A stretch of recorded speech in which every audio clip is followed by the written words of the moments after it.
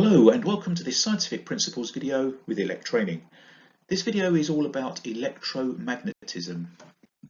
In the previous video we looked at magnets like this one, and these are called permanent magnets, and we saw that every permanent magnet has a north pole and a south pole, and there is a magnetic field exerted around the magnet, and this can be understood in terms of lines of magnetic flux. And the lines of magnetic flux flow in a particular direction. In fact, they flow from the North Pole to the South Pole, and this is externally to the magnet. Now we're going to look at electromagnets, and we'll apply some of the things we've learned from permanent magnets to our understanding of electromagnets. So what we mean by an electromagnet is a magnet that is created by electric current. So when current flows in a conductor, it induces a magnetic field around the conductor. The word induces means it causes something to happen. So what we're saying is that the current flowing in the conductor will cause a magnetic field to be set up around the conductor. We can begin to understand this by looking at this diagram, and the lines of flux are shown by the red lines, and the blue line indicates that, or the blue arrow indicates that current is flowing in the conductor. And if this is the case, there will be lines of magnetic flux all around the conductor. So which direction do the lines of flux flow around the conductor? Well, because we're talking about around, we need to think in terms of clockwise or anti-clockwise. And the answer is it depends on which way the current is flowing. And in order to understand that, I'm going to introduce you to a concept called current direction convention. The word convention means the standard or agreed way of doing things. So current direction convention means the agreed way of showing the direction of the current in a diagram. And we do it like this. We draw a circle, and in the circle we either draw a cross or we draw a dot. So the circle itself represents a cross section of the conductor. It's as if you'd cut the conductor and you were looking down the end, although we really wouldn't do that. But you imagine that that's the direction that you're looking at the conductor, just a cross section, and the cross represents that current is flowing in that conductor away from you. And the opposite of away from you, of course, is towards you. So when you put a dot in a circle, you're putting into a diagram a representation of the current flowing towards you.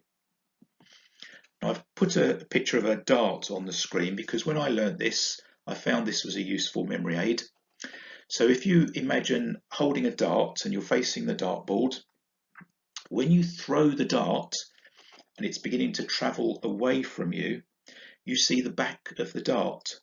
And the back of the dart consists of the thing called the flight, which is 4 fins in the shape of a cross. So as the dart is travelling away from you, you see the cross.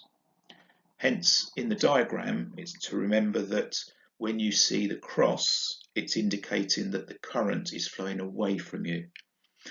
Now, if somebody was then to pick up that dart and throw it back at you, which wouldn't be very nice, but if they did, what you'd see coming towards you is the front of the dart, which is just this point. So that represents the idea that if you draw a dot in a circle, it represents current flowing towards you. This is another memory aid now, and it's called Maxwell's screw rule. And the idea here is that you imagine a screw that you're going to screw into a wall. So as you hold your screwdriver onto the head of the screw, you turn in a clockwise direction.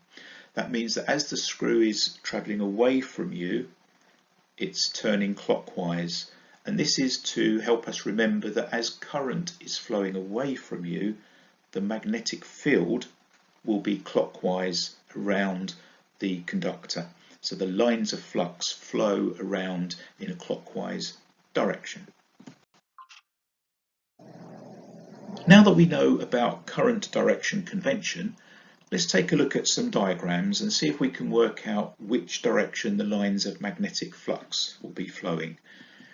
So first of all, we'll look at this one. We've got a conductor with current flowing away from you, represented by the cross, and the blue circles around it represent the lines of magnetic flux, and the arrows indicate that these lines of magnetic flux flow in a clockwise direction around the conductor. Now please note that this is a diagram only, and in real life the lines of flux are many lines, so we're just simplifying it with 3 lines here just to demonstrate the point. And here we have a conductor with current flowing towards you, and therefore the lines of magnetic flux around the conductor would be flowing in an anti-clockwise direction. And now in a flat coil. By flat coil we mean where we've got 2 conductors side by side, and in one the current is flowing away from us, represented by the cross, and in the other the current is flowing towards us, represented by the dot. And because we've got 2 opposing magnetic fields here, we have to think about what would happen overall, the overall effect. So we've got lines of flux flowing clockwise around the first conductor because the current's flowing away, and we've got lines of flux flowing anti-clockwise in the other conductor because the current's flowing towards you.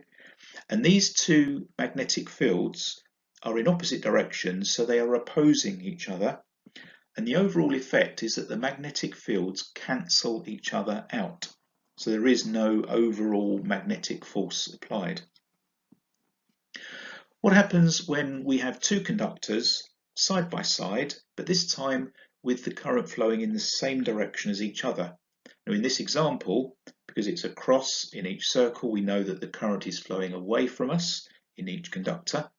What happens then is the lines of magnetic flux will still flow in a clockwise direction, but instead of flowing around each individual conductor, provided those conductors are close enough to each other, the lines of flux will flow around both conductors. So we've now got a larger magnetic field flowing around both conductors, still flowing in the direction that's determined by the current flow direction. So because the current flow direction is away from you, the magnetic lines of flux will be flowing clockwise, but it's a larger magnetic field, so the magnetic fields combine. Now we've learnt about current direction convention in using these diagrams to understand the flow of the magnetic field, and in the next video we'll be applying this one step further. But you might just want to bear in mind that exam questions on electromagnetism can be on this very subject that's on the screen at the moment.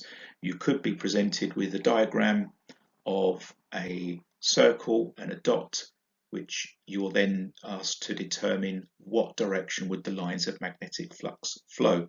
So it can be as simple as that. But we are now going to build on this knowledge in the next video. So I look forward to seeing you then. So thanks for listening.